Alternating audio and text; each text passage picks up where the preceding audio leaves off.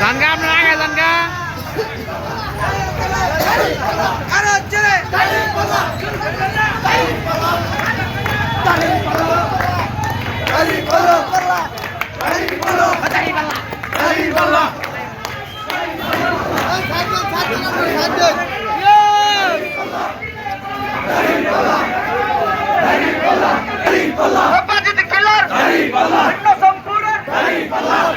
ত্রয়োদশ জাতীয় সংসদ নির্বাচনে শেরপুর সদর এক আসনে হাফিজ রাশিদুল ইসলাম বিজয়ী হওয়াতে সারা শেরপুরবাসী উল্লাস, আনন্দিত এবং উৎসাহিত হয়েছে।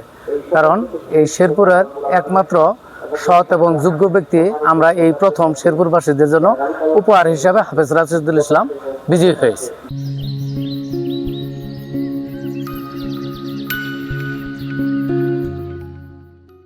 আজকের যে বিজয়, আমরা শহীদ কামরুজ্জামানের সেই অসমাপ্ত কাজ যে স্বপ্ন দেখেছিলেন, এই স্বপ্ন আমরা হাফিজ রাশিদুল ইসলাম ভাইয়ের মাধ্যমে এই শেরপুরে বাস্তবায়ন করবো ইনশাআল্লাহ।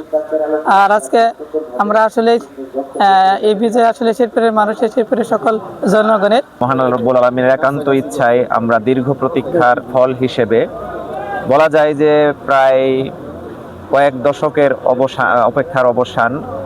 এই শেরপুরে আমরা শহীদ কামরুজ্জামানকে নিয়ে দাঁড়িপাল্লা প্রতীকে দীর্ঘদিন ইলেকশন করেছি, কিন্তু নানান ষড়যন্ত্রের কারণে আমরা হেরেছি।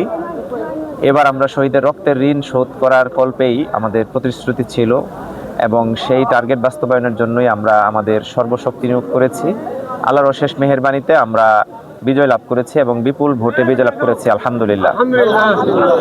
তো আমরা আশা করছি যে আমাদের এই বিজয়টি যেহেতু শহীদের রক্তের ঋণ হিসেবে আমরা শহীদের রেখে যাওয়া যে পরিকল্পনা ছিল, সেই পরিকল্পনাকে আরও একটু গুছিয়ে আমাদের এই যে ইশতেহার ঘোষণা করেছি, সেই ইশতেহার বাস্তবায়নের জন্যই আমরা কাজে লাগাবো ইনশাআল্লাহ।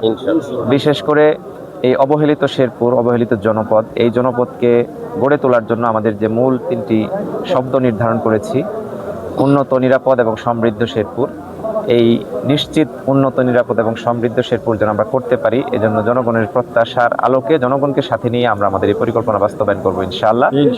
আজকের বিজয়টি এজন্য শুধুমাত্র আমার নিজের জন্য নয়, আমাদের আপামর শেরপুরের সকল জনগণের জন্য বিজয়।